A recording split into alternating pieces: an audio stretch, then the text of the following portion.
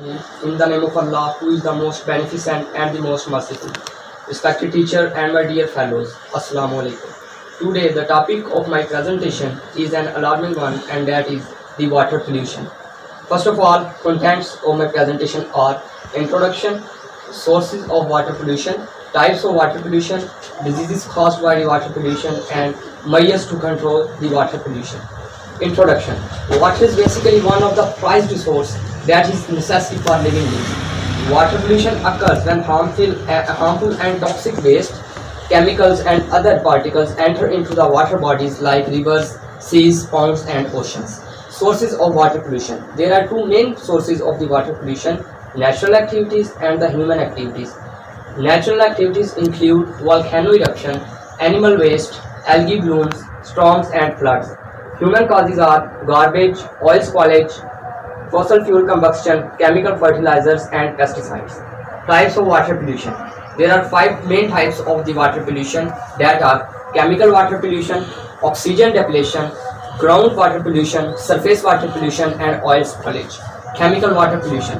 The water that is polluted due to addition of different chemicals is called chemical water pollution. Oxygen depletion. The water that is polluted due to lack of oxygen is called oxygen depletion. Oxygen is depleted by anaerobic organisms. Anaerobic organisms lessen the amount of oxygen and cause toxins such as ammonia, sulfides, etc. Groundwater pollution. When humans apply pesticides and chemicals to soil, they are washed deep into the ground and as a result, they form the groundwater pollution. Surface water pollution. When harm substances come into contact with the surface water, it results into surface water pollution. Oil spoilage. This results due to spoilage of oil in water. The oil does not allow the sunlight and water and oxygen to access the aquatic bodies, and as a result they die. Diseases that are caused to humans by the water pollution are as follows: cholera, typhoid fever, polio, dysentery, malaria and lead poisoning. Death rate per annum. According to the World Health Organization, annually 3.5 million people die due to water pollution, and this situation is an alarming one.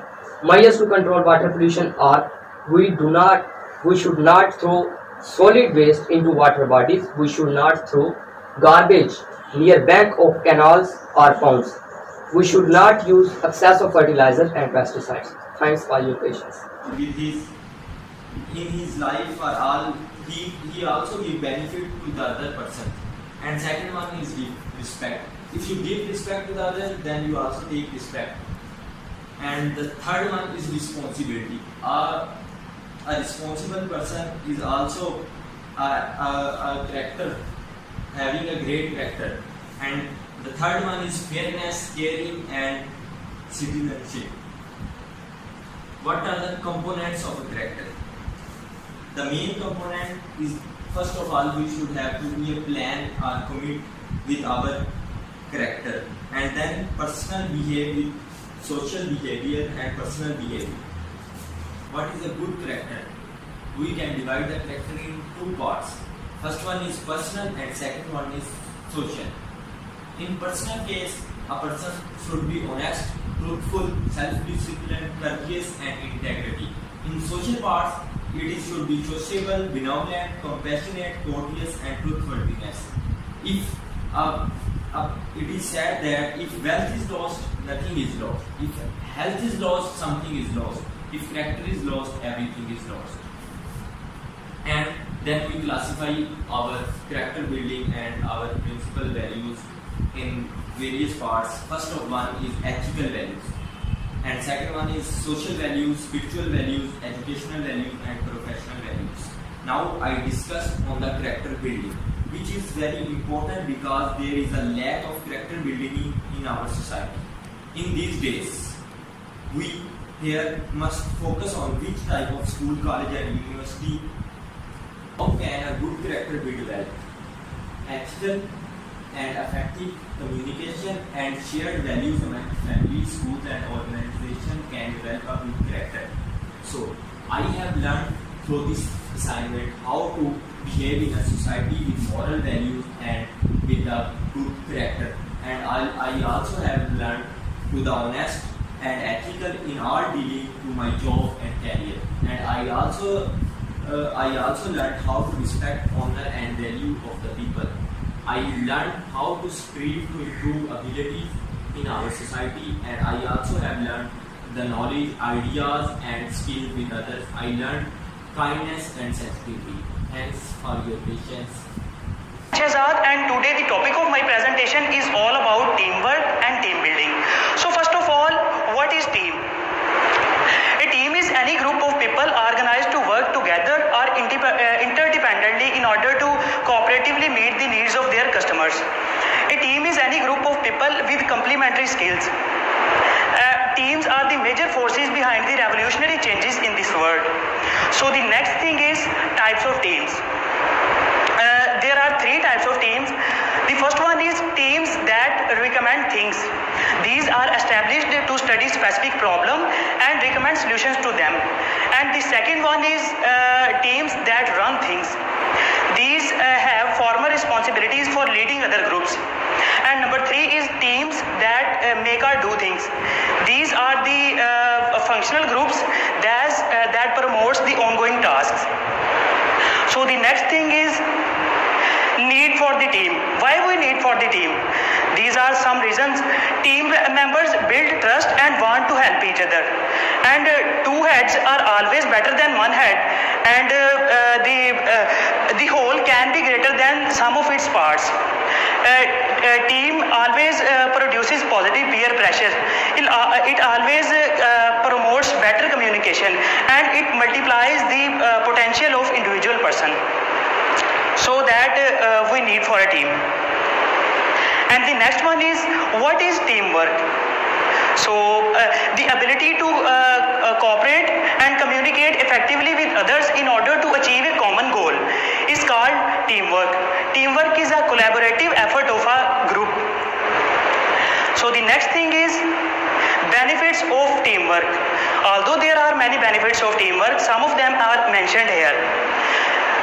Quick solution, improved productivity, distribution of workload, diversity of ideas, better ideas, motivation and learning. These are the major benefits of teamwork. And then what is team building? The strategy that can help groups to develop into a real team is called team building. The process of working with team to clarify its task is also called team building. It tells that team members can work together, how team members can work together and achieve their goal. And the next thing is key roles in team building. So what are key roles in team building? There are 4 key roles in team building: motivation, unity and diversity, goal orientation, and the last thing is determination. These are major key roles in team building. And the last thing is conclusion and recommendations. Teamwork and team building can revitalize departments and encourage faculty to take risk and make experiments. Teamwork can produce performance results and personal growth if we have commitment and skills. And the last one is that team build can be fun, simple and productive. So the next thing, any question? Thank you so much for your precious time.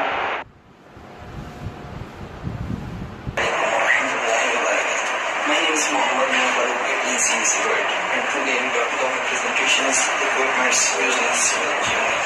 The main objective of my presentation is that after getting this lecture, you will be able to learn what are the equipments used in civil engineering, how these equipments are used, and how to design a perfect equipment for a perfect job.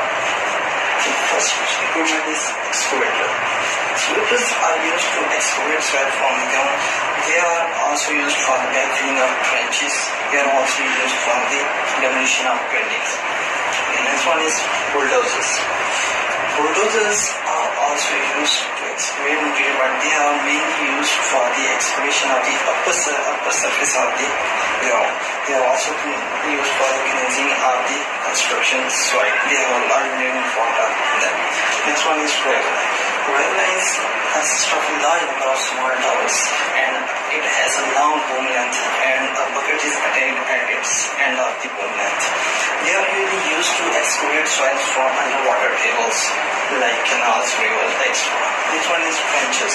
Trenches are used to trench and for diggings. They are available in different shapes in the market. The main shapes are round shapes. They are used for the laying of the cables and for the laying of the pipelines, etc. Next one is tower cranes. Tower cranes, like pipelines, also consist of a large number of towers. These are mainly used to lift the heavy equipment from the ground surface to the highest story building during construction. The next one is paver. Pavers are used to pave material on the road.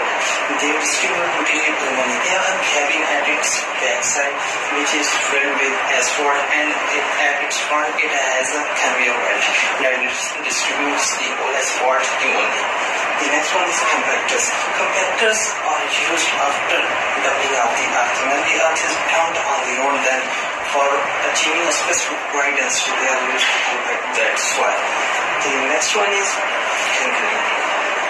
The conclusion of the presentation is that every equipment in the market is available for perfect job, but you have to choose which equipment suits for a perfect job.